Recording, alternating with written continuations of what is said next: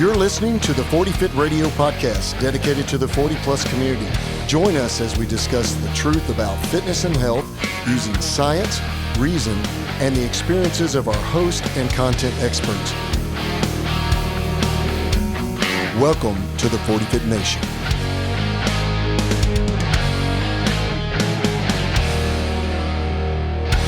Welcome back to the 40 Fit Radio podcast, and welcome back to the 40 Fit Nation. And today, Coach Trent and I, Coach Trent. Hey. And Coach D, we're going to talk today about, why. Why do you work out in the gym? Why are you doing what you're doing? Sometimes the same question would be, what's next in my fitness? Maybe you've been in a fitness program for a while. You've gotten reasonably strong. You've reached some of the functional goals of your program. In other words, you don't feel like you're weak anymore, and you feel like you're reasonably mobile and reasonably healthy, but you're still maybe not looking the way you want to look. And we were just kind of talking offline here about what is the main reason that people train. And I have always said, and this is 30 years of fitness experience here, that the number one reason why people work out is to look good naked. And that may sound real superficial, and that may sound real shallow, but I honestly think there's a part of us in our human psyche that says, when I look in the mirror, even though I might be a 50-year-old male, 60-year-old female, whatever I am, I want to feel good about how my body looks based on my own perception of what healthy and fit and attractive looks like.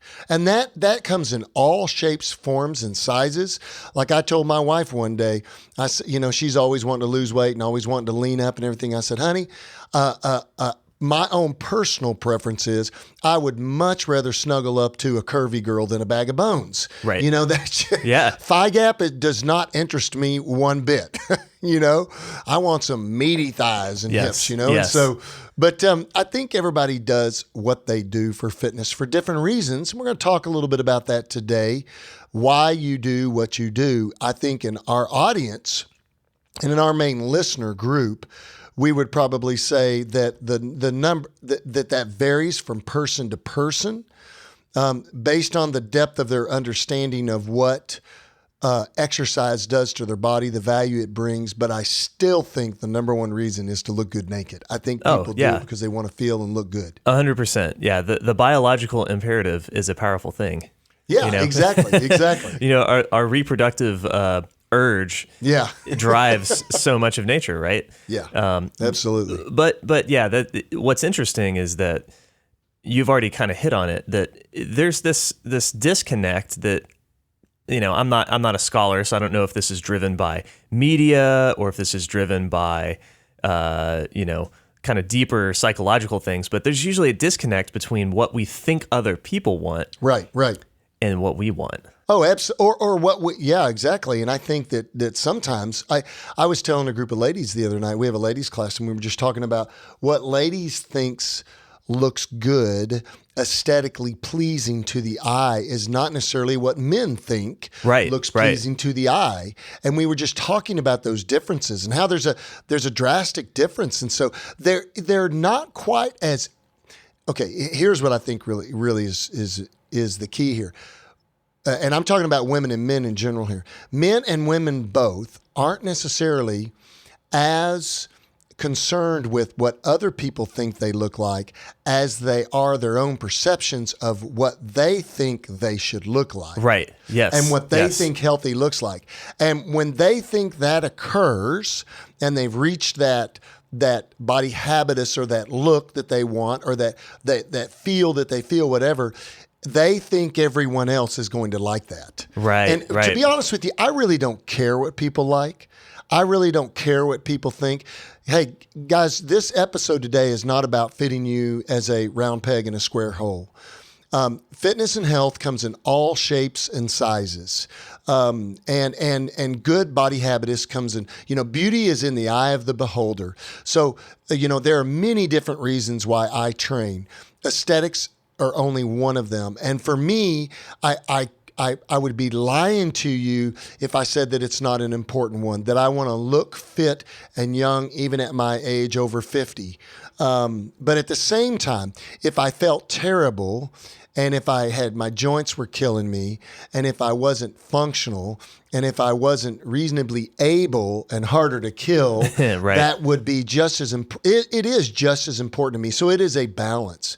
It is definitely a balance. But what we're not talking about here is that you as a male or female have to fit in a certain I guess you would say, looking glass in regards to what public America or public wherever, because we're reaching out to lots of people in lots of different places, thinks you should look like. That's not fit. Fit is not necessarily what everybody else thinks it is, right. or the look of fitness. Yeah, and it's funny how if you go and look at, you can find this on the internet, right? Look at models in popular media through the decades. Like look at American models from the 30s, 40s, 50s, 60s. Curvy girls, bigger girls, curvy girls back then. Yeah, right? Exactly. And then you can see it progressively gets thinner. And then, like in the 90s, the very thin supermodel was in vogue. And then it's kind of come back, right? To thicker models, that have more body fat, larger, more muscle mass. And then do the same thing with other cultures, right? Yeah, so go look at, there's you can find like interesting, articles have been written on comparisons, right? Go look at the UK, right? Go look at Europe, the Middle East, Asia, right? Yeah. And there's so many different standards for beauty. Yeah, and I think you're right, but we could talk about females because I think females have been the subject of beauty and the visually attractive. Male bodies, I don't know if you would call a male body beautiful, but I mean, more of a tool. Handsome, yeah. Handsome is the masculine term for beautiful.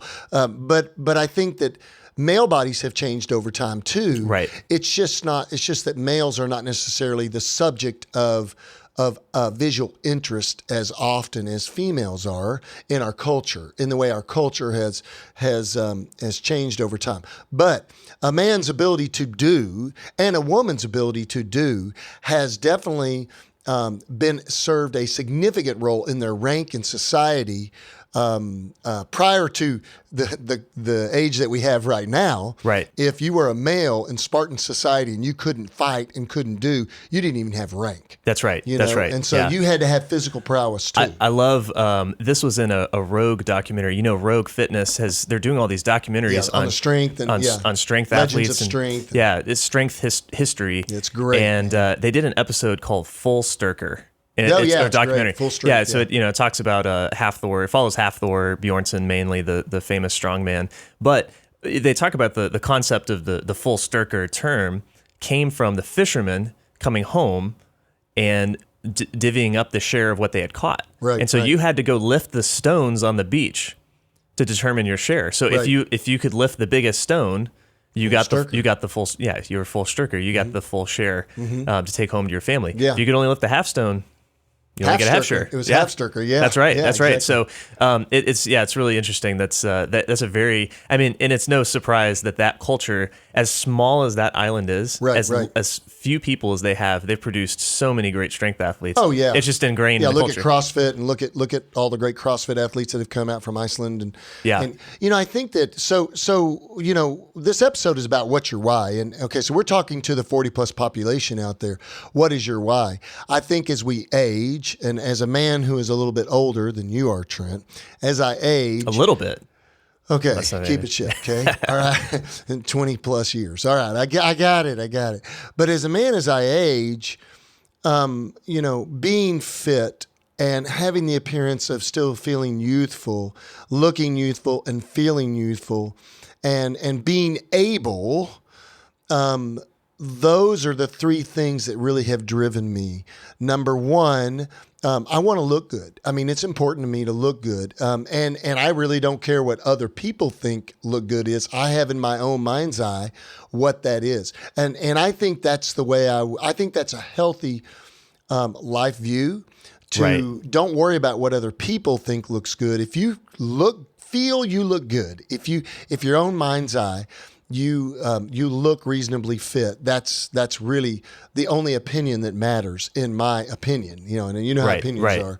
And then the second thing is, like I said in that statement, I wanted to feel better too.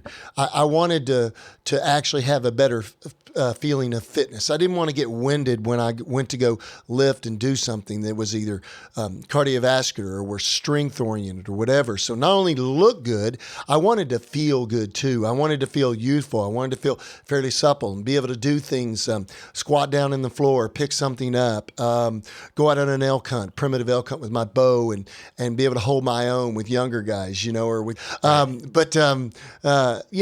so there's that concept of feeling good, and feeling healthy and not feeling beat up all the time or not feeling weak. And then the last thing, so that's a feeling, that's an internal kind of wellness gauge or measurement inside our bodies. Right. Do my joints feel good? Do my hips feel good? My knees? Do I feel reasonably conditioned? All those things. And then that parlays into the last thing, which is not the least important. I'm just naming these things off. Maybe subconsciously it is. I don't know. But I don't think it is. But and the last thing would be to be able. Right. To be reasonably able for a long, long time in life. I've talked to several older clients in my practice recently, and in our culture, we have this driving why to want to live longer so that we can, be on this earth longer. The problem with that model is if you don't take care of the vessel that you've been given, you will live longer. We can pretty much guarantee you that we're creating better longevity for you, but the quality of life sucks. Right. So who wants to live longer and suck in the area of quality of life? Yeah. And that's an interesting thing. Why do you think that is? Why do you think that we have this obsession with living longer? Well, no one wants to die. Yeah. I mean, let's face it. I don't want to die. No one wants to die, I mean, just that concept of not being here on planet Earth and being somewhere else. Now, I have certain religious beliefs that give me hope and give me, looking forward to the future. But at the same time, I mean, we still live here and now, and no one wants to die. Isn't there a song? No one wants to die. Everyone wants to live forever. I think there's a song that goes like that. It's a rock song. I can't remember it. There's a song, Forever Young. Yeah, right? yeah. My daughter. What's the song that was real popular 2 or 3 years ago by kind of an alternative artist? She's from overseas, I think, and she sings a song. I can't remember. My daughter walked down the aisle to this song that she was going to be forever young.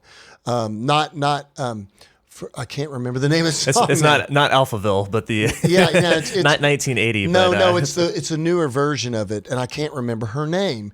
But she walked down to the aisle to this song, saying, "I basically will love you forever, and I'll always be here." And we all want that sense of permanence, and we live in our mind's eye, both consciously and subconsciously, as if we're gonna live forever. Right. Yeah, I think there's a.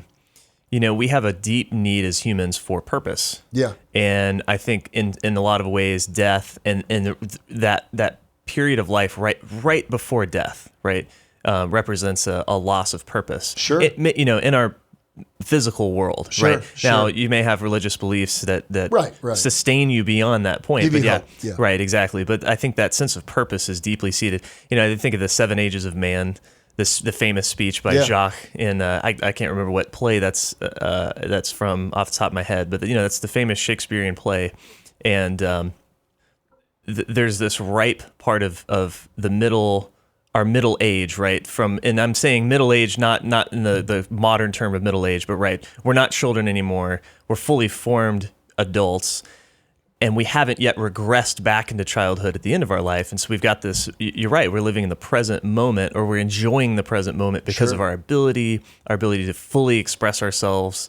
Our freedom of choice is fully formed at that point because we're not under the rule of our parents or anything. But yeah, that's an interesting, maybe a more psychological topic, right? Is what's driving this desire. But yeah, I think length of life is important, and then quality of life is important too, right? Yeah, I think we've talked about that idea that if you looked at your longevity, or if you looked at your longevity, if you plotted on a graph, longevity and quality of life, you want this very high ranging line that goes across, and then one day it just drops straight off with very little declination over time, very little decline over time. That's right. That's the goal. I mean, people have always said to my father-in-law, who's a little bit older, and I'm not going to mention his age because he doesn't like me doing that. And by the way, if you haven't heard the podcast that we did much earlier on with my father-in-law, Lon Wimberly,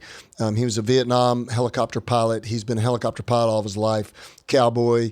You need to hear that episode. It's a great episode about aging gracefully and just his life experiences. He's like a modern Teddy Roosevelt. Yeah, I mean, he's just an awesome guy. But here's a guy that's in his older years, and he still rides horses, and he still works on his place, and he still flies helicopters for a living. And his whole philosophy, people are like, "Oh, do you think you should do that? No, do you think you should?" And his whole philosophy is, "Hey, man, if I go on the back of a horse, or if I crash in a helicopter, I'll have been doing something of purpose, right? Versus sitting in a nursing home somewhere and drooling all over myself." So, and there are some things, barring your mind, the only thing that's going to put you in a nursing home, but besides your mind going, it should be our job. And even exercise has been shown to improve neurological health, improve your thinking, improve your neurological aging, and your ability to function in your brain and your peripheral nervous system. And so exercise and strength training and proper diet and proper living habits can all influence your mental health. We know that. That's science today. But at the same time, I think people have to, when you've been in fitness as long as I have, you kind of start to ask yourself, what's your why?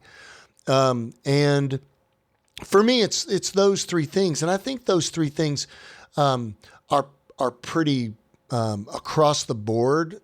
Could be globally agreed upon. Number one, people want to look good and feel good about themselves. Number two, they want to actually feel good inside. They want to feel healthy and younger the way they did. And as you get older, you remember how you used to feel when you were younger, that you didn't creak and ache when you got up out of bed. And so you're looking for that same feeling again at some level, that feeling of youth, that fountain of youth. And then the last thing is that you want to be reasonably able, right? And then all these things parlay into the idea that if we have all these different whys driving us, then we can hopefully have a balanced, sustainable fitness and health program that's not driven by some fad. Right. Or, I don't care if you can crush any athletic event or any workout today. The question is, can you do it 10 years from now? Right. And if you can crush it a little bit less today and to be able to do it longer at a reasonably able level, to me, for our population, that's what matters. That's what matters. Who cares if you can go out and crush some CrossFit workout against the 20-somethings when you're in your 40s or 50s one day, and then you can't do it 2 years later? Yeah, who cares? Yeah. It really doesn't matter. I mean, and that's kind of where I have evolved to over time. And I think I've even changed my own mindset and my own mentality about my own fitness. I'm such a competitive, hard driving. I don't want to just win. I want to submit you to my will. I want to win and crush you. But that, as you get older, that drive is important to maintain, but proving that is not as important. The drive needs to still be there, but proving that anymore is not as important to me. Right, right. know? So I have a little bit different take on things. Yeah, because you're young.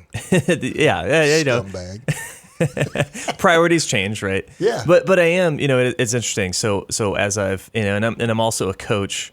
And I would say you're an old soul compared to people, cohorts your same age. Sure, You have a more mature, older mindset.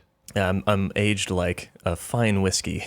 Yes, or like cheese, like stinky cheese. Yeah, nice stinky Aged cheese. Stinky cheese. So my wife was a yoga teacher for several years, and she had a saying that I like, and she said that the motivation for people to make significant change in their life, it comes down to this: when the pain of change is less than the pain of staying the same, people will change, right? Yeah. And so I think that aesthetics, the look, gets people into the gym in the first place but it doesn't keep them there. Absolutely. It doesn't keep them there. Most people, it won't. And if it does, that's kind of a bummer for them. Right. And that's and that's part of the reason why people, don't see systemic changes, and they don't really ever get to the goals, they don't ever fully reach their goals. Right. Because they walk in on January 1st motivated to look better, and they make some change, right? They lose some weight, lose 20 pounds,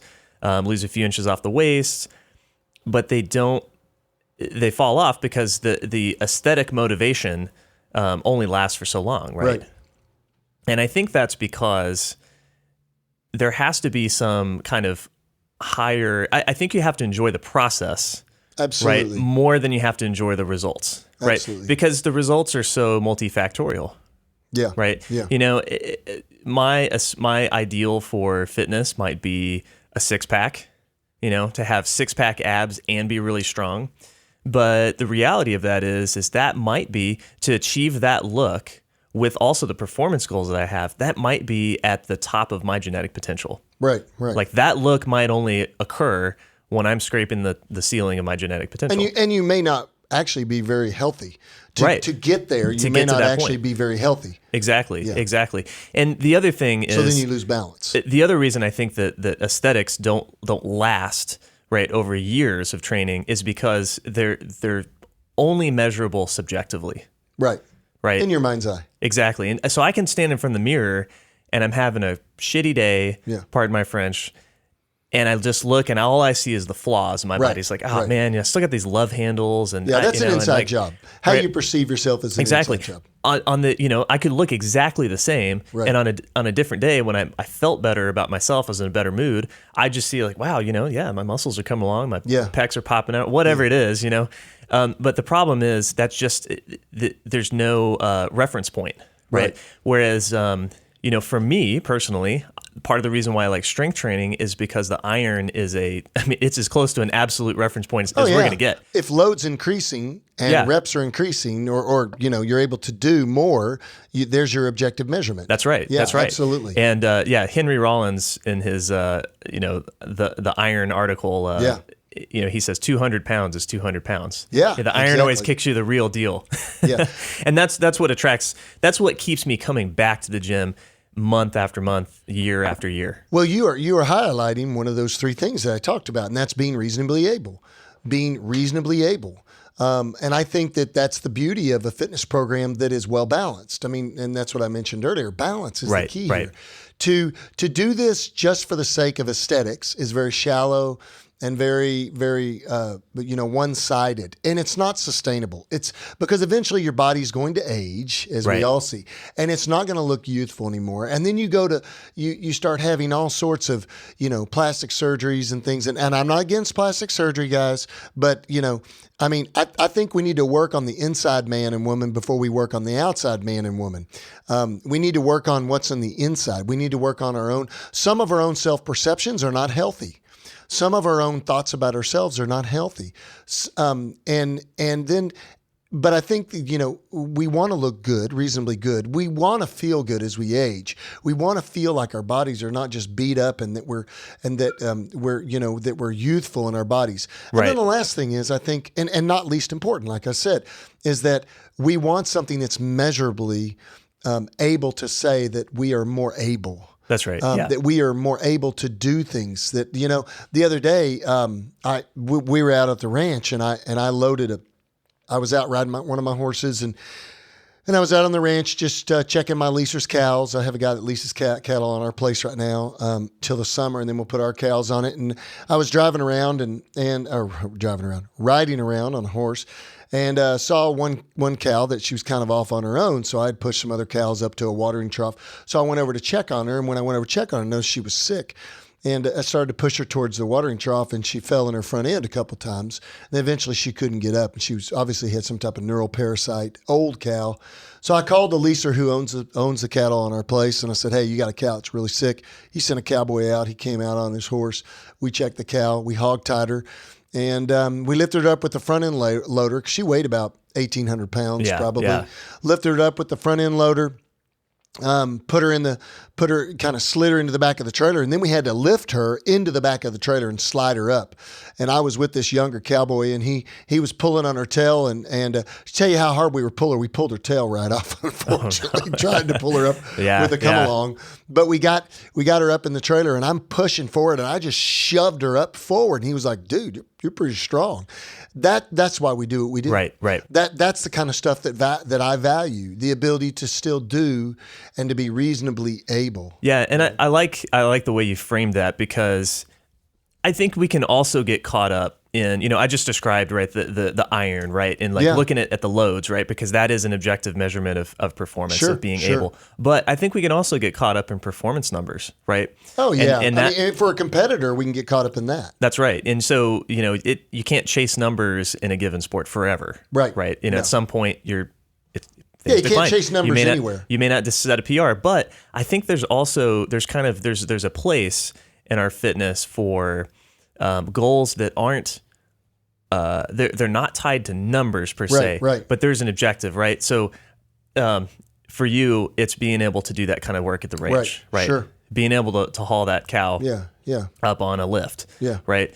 I was watching this documentary recently called The Dawn Wall, and it's about these two guys who climbed what they call the Dawn Wall. It's one face of El Capitan in Yosemite. Mm-hmm. Yeah. And it's one of the most, if not the most difficult climb in the world. Yeah. It's just impossibly difficult. In the 70s and 80s, early 80s, that was a huge, there was a big drive towards rock climbing in that area. It revolutionized rock climbing in the U.S. Absolutely. Yeah. And so these guys attempted, this was a few years ago, they climbed, for the first time, they climbed the entire Dawn Wall. And, it was like 28 days. Yeah. They spent 28 days on the wall. Yeah. They spent weeks trying to sleep on get the this wall. one pitch, right? You sleep on the wall. And it was incredible because, the one of the guys in this team of two, he had lost a finger, right? And as a professional climber, that's a huge deal. Yeah, major. That's a huge deal. And so he was, arguably past his prime physically for a couple of reasons, but mentally, that was an incredibly important goal for him to accomplish. And so this made me think, I'm like, there's really, rock climbing is one of those things that kind of highlights this to us, that that's about as pointless an activity as humans can think up. Right?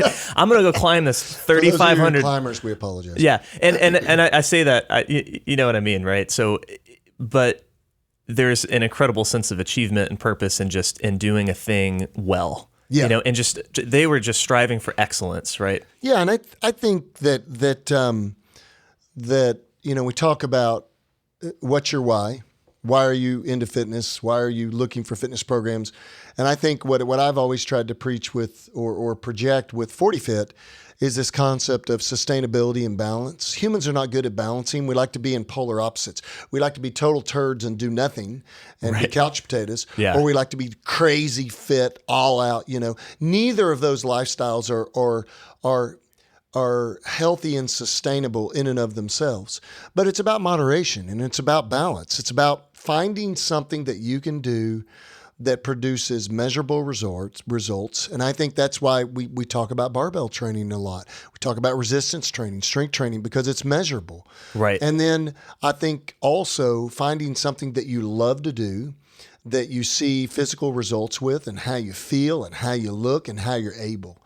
And for me, that's where the value is. Now, we can also, if we're not careful, like I competed this last year in strength lifting, and if we're not careful, we can allow that competitive drive to get us out of balance again. And I think that we have those periods in our lives. We just have to make sure that when we have those periods in our lives that we're counting the cost. That's right. As to what that potentially could be doing to our quality of life and longevity in the future. And I think as we get older, those decisions are more important because you in some ways, I do think that this philosophy holds true. You can be reasonably able, reasonably feeling good, and reasonably look good for a long, long time. Yeah. Or you can crush it now and you won't have it in the future. Or you can do nothing now and you won't have it in the future. That's right. That's so right. the key is balance. Yeah, It's all about balance. It's all about being mature enough to recognize that the reason why I walk into the gym every single day and do what I do under the bar and do what I do in regards to my diet and do what I do in regards to my lifestyle habits is because, number one, and you said it earlier, Trent, I really do enjoy the process. Some people don't enjoy the process. They hate going to the gym, but they do it anyway.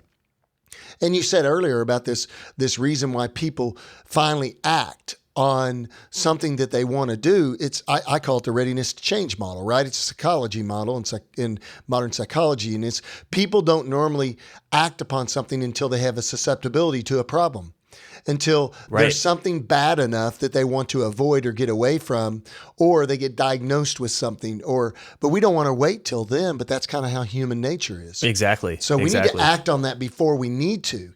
Many times, disease processes, lifestyle habits, drive us to a no return mode to where we can't get back some of that. That's right. And so, your fitness program. It's not a zero-sum game. Right, exactly. And so your fitness program needs to be driven by your why. You need to evaluate as to how, what is your why? That's right. And grow in that area, mature in that area and recognize and find a balance. Yeah. And look, you and I are both centrists, right? In how we approach health and fitness, but we're not trying to be pejorative towards any one end of the spectrum, right? No. I'd say we do have we are biased against people who do nothing, right? Yeah, exactly. That's not cool.